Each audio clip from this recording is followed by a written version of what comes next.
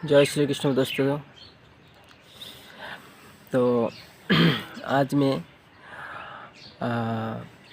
हम लोग का शरीर का मनुष्य शरीर का 5 लेयर 5 कोश के बारे में हम लोग थोड़ा नॉलेज लेने का कोशिश करेंगे। ठीक है, डिस्कशन करेंगे 5 लेयर।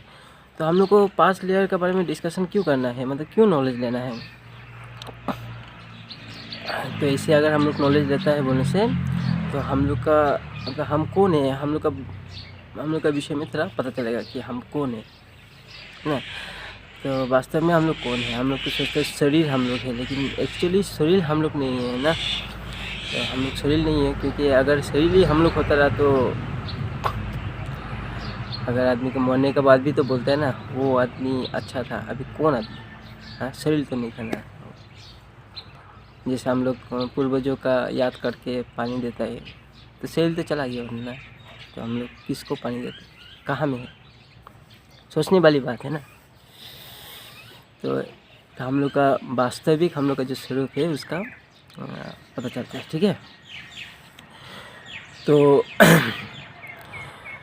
हम लोग का शरीर 5 कोष में भागा गया है, 5 कोष। ठीक है, तो 5 कोष से पहले जो कोष है, जो आउटर मोस्ट कोष जो है, कोष मतलब होता है लेयर। ठीक है, तो आउटर मोस्ट जो लेयर है उसको अन्नमय कोष बोला जाएगा।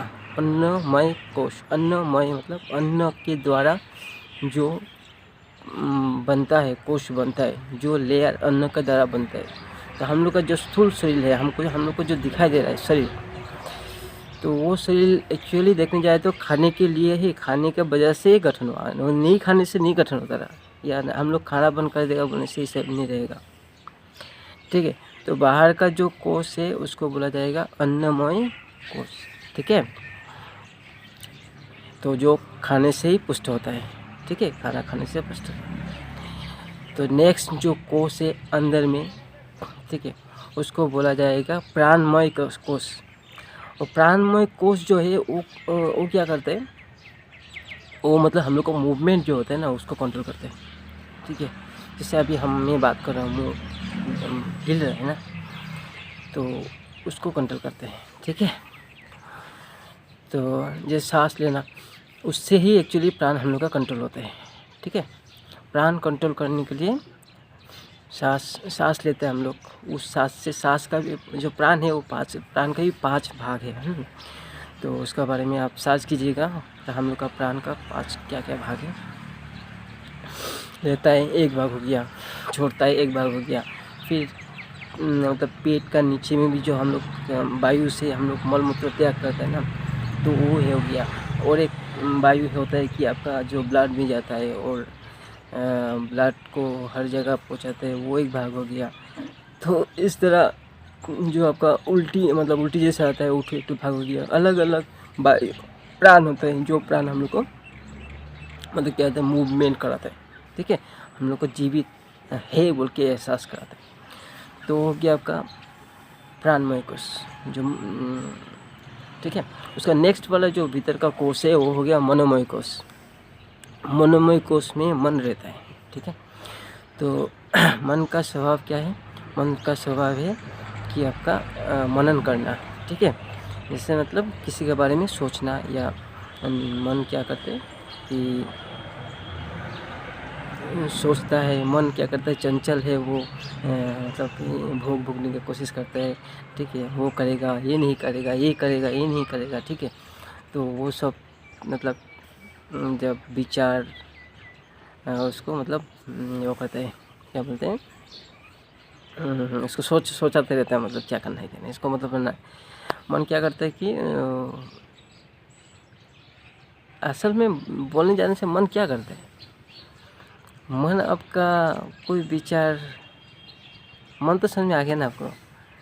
मन मतलब अस्थिर पैदा कर देता है, करेगा नहीं करेगा कोई, जब तक मतलब किसी को किसी चीज़ का मतलब ज्ञान प्राप्त नहीं होता है, क्या करना है निश्चित नहीं होता, तब तक वो क्या बदलता बदल रहता है, दोनों तरफ चलते रहते हैं। ठीक है, तो हम लोग अगर बीच में जो है अभी बीच में बाद में होगा, लेकिन अभी इसका नेक्स्ट स्टेप जो है वो है, नेक्स्ट जो कोर्स है वो हो गया मनोमय कोर्स। ठीक है, अच्छा, मनोमय कोर्स का नेक्स्ट जो कोर्स है वो हो गया आपका विज्ञानमय कोर्स। मन को भी अगर कंट्रोल कर लिया, करने के बाद जो नेक्स्ट स्टेज में हम लोग को मिलता है, ठीक है, तो वो हो गया विज्ञानमय कोर्स। विज्ञानमय कोर्स से ही हम लोग को जो प्रकाश मिलता है, वो प्रकाश से ही हम लोग मतलब कुछ इनोवेशंस करते हैं, कुछ नया करते हैं। विज्ञानमय कोर्स मनोमय कोर्स का भीतर है। ठीक है, भीतर है। जैसे कोर्स अगर सोचेगा तो विज्ञानमय कोर्स मनोमय कोर्स का भीतर है। ठीक है, तो वो विज्ञानमय कोर्स जब जागृत होता है तभी जाके हम लोग का इनोवेशंस होता है, नया आइडियाज़ होते हैं। ठीक है, नया कुछ करना या अलग समाज के लिए कुछ करना या किसी के लिए भी कुछ करना, वो स्टेज का बात होता है। जितना भी साइंटिस्ट है वो विज्ञानमय कोर्स को मतलब वो करके भेद के ही कुछ चीज़ आविष्कार किया हुआ है। ठीक है, उसका नेक्स्ट जो कोर्स होता है वो होता है आनंदमय कोर्स।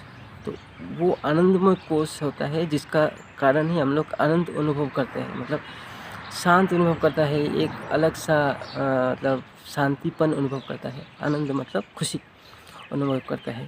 तो विज्ञानमय कोर्स से भी अंदर में है। ठीक है, तो जितना भी खुश होता है हम लोग, तो उस विज्ञानमय कोर्स का अंदर जो आपका आनंदमय कोर्स है, उसी कोर्स से ही मतलब आनंद अनुभूति होता है। लेकिन एक्चुअली आनंदमय कोर्स का अनुभूति अगर जिसका हो गया, उसका और एक बार अगर आनंदमय कोर्स का अनुभूति हो गया तो उसको और खुशी का ज़रूरत नहीं पड़ेगा, और वो खुशी हर समय रहेगा।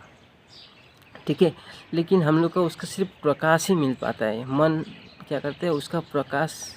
ठीक है, उस चीज़ हम बाद में डिस्कशन करेगा। पहले हो गया आपका आनंदमय कोर्स। ठीक है, उसका अंदर में जो रहता है आनंदमय कोर्स का अंदर में, वो होता है हम लोग का आत्मा। ठीक है, तो आत्मा कहाँ रहता है, आनंदमय कोर्स का भीतर। तो जैसे कि आनंदमय कोर्स का भीतर आत्मा रहता है, आत्मा का नेक्स्ट जो लेयर है वो हो गया आनंदमय कोर्स। इसके लिए सामने का लेयर है ना, इसलिए उस स्थिति में जो पहुंच जाता है तो वो आनंद में रहता है, खुशी में रहता है। ठीक है, और देखिए पांचों जो कोश है, पहले हो गया स्थूल अन्नमय कोश, इसका बाद हो गया प्राणमय कोश, इसका बाद हो गया आपका मनोमय कोश, इसका मनोमय कोश का 3 नंबर में। ठीक है, इसका बाद हो गया विज्ञानमय कोश, इसका बाद हो गया आपका आनंदमय कोश। 5 कोश है। कोश में जो मनोमय कोश है वो हो गया मिडिल में हो गया। मन चंचल है, किस लिए चंचल है, क्योंकि वो मिडिल में है। वो भगवान जो आत्मा है, वो आत्मा तक पहुँचने का जो मार्ग है, मतलब मन से आत्मा तक और आत्मा से स्थूल शरीर तक जो मार्ग है वो मिडिल में रह गया। तो जिसका कारण कभी कभी आत्मा का तरफ जाने के लिए वो होता है। ठीक है, मतलब बेचैन होता है। कभी कभी प्रकृति की तरफ मतलब स्थूल शरीर का तरफ जाने के लिए होता है, बेचैन होता है। जिसका वो कंफ्यूज हो गया कि इधर जाए न उधर जाए, इसलिए आत्मा जो मन है वो चंचल क्या कहा गया है। ये उसको मतलब कभी लगता है कि इधर में शांति है, कभी लगता है कि उधर में शांति है। तो उसको मतलब शांति कहाँ में है, तो उसको मतलब बुद्धि से पता करना पड़ता है। लेकिन उसको मतलब वो जो पोजीशन में मन है, वो पोजीशन में उसको कन्फ्यूजन हो गई कि क्या परमात्मिक की तरफ या आत्मा की तरफ जाए, या हम लोग स्थूल शरीर की तरफ जाएं। ठीक है, तो मिडिल में होने के कारण मतलब वो कन्फ्यूजन है। तो इसलिए जब मन को हम लोग कंट्रोल करके, ठीक है, कंट्रोल करके अगर हम लोग आत्मा का तरफ जा सकता है, आत्मा का तरफ मतलब हम लोग लगाएगा, तो जाके उसको शांति अनुभव होगा। विज्ञानमय कोश की तरफ जाके विज्ञानमय कोश को भी मतलब अपना विज्ञान बढ़ाएगा, मतलब आपका विवेक बढ़ाएगा। इसके बाद आनंद प्राप्ति होगा। उसके बाद आपका आत्मा स्वरूप में जो खुशी है उसको अनुभव कर सकते हैं। ठीक है, तो उस तरफ हम लोग को ले जाना होता है। तो जो आदमी मन को कंट्रोल करके भगवान का तरफ ले जाते सकता है, वही एक्चुअली मतलब उसी का जीवन मतलब एक्चुअली वास्तव में खुशी है, ठीक है, सुख है, टेंशन फ्री है, क्योंकि उसका विज्ञान जागृत हो गया, उसका आनंद जागृत हो गया। ठीक है, हम लोग उल्टा तरफ जा रहे हैं। तो हम लोग का जो आत्मा स्वरूप है, हम लोग को पता है कि उस नाशवान है, मतलब नाशवान कभी ख़त्म नहीं होगा, है कि जैसे था वैसे ही है। हम लोग को भी वैसे अनुभव होता है जब हम लोग चित्त मन शांत हो जाएगा। शांत करके देखिए कि हम लोग जब बच्चा था, जब छोटा समय था, तो हम लोग का शरीर छोटा था, लेकिन हम लोग था, वैसे अनुभव होता है। अभी भी हम लोग अनुभव होता है कि हम लोग है। ठीक है, जैसे हम लोग कल से रात को सोया, तो सोने का बाद अभी जब जगा तो पता चला कि हम लोग है। हम लोग हर समय रहते हैं। हम लोग छोटा में भी था, अभी भी है, भविष्य में भी रहेगा। तो लेकिन हम लोग का जो आकार है, जो प्रकृति का अंश है ना, हम लोग का जो शरीर है वो छोटा बड़ा बूढ़ा होते रहते हैं, लेकिन हम लोग का जो आत्मा है वो कभी भी आपका बूढ़ा नहीं होता है, कभी छोटा नहीं होता है। ठीक है, तो हम लोग को तो आत्मा एक शरीर छोड़ के सिर्फ एक शरीर छोड़ के दूसरा शरीर में जाता है। ठीक है, तो अभी दूसरा शरीर में जाता क्यों है? ठीक है, क्यों जाता है दूसरा शरीर में, वो सब चीज़ अगर आपको जानना है, ठीक है, तो फिर हमको बोलिएगा, तो मैं कोशिश करूँगा कि आत्मा क्यों एक शरीर छोड़ के दूसरा शरीर में जाता है, या अलग अलग शरीर क्यों लेता है, और कौन सा आत्मा फिर शरीर धारण नहीं करता है। ठीक है, तो हम लोग का मकसद है कि शरीर गठन नहीं करना, या सबका अलग अलग मकसद होता है। किसी का जन्म लेना भी मकसद होता है, किसी का अलग अलग मकसद होता है। तो मेन कारण क्या है, शरीर गठन होना या अलग शरीर में जन्म होना या जन्म नहीं होना। तो इसका मेन कारण क्या है, भगवान ने किस तरह बताया है, वो चीज़ में अगर आप बोलेंगे तो मैं आपको बाद में नेक्स्ट वीडियो में डिस्कशन करूँगा इसके बारे में। ठीक है, तो आज के लिए इतना ही। अगर कुछ क्वेश्चन है बोलने से हम आपको बोलिएगा कमेंट में, तो सॉल्व करने का कोशिश करूँगा।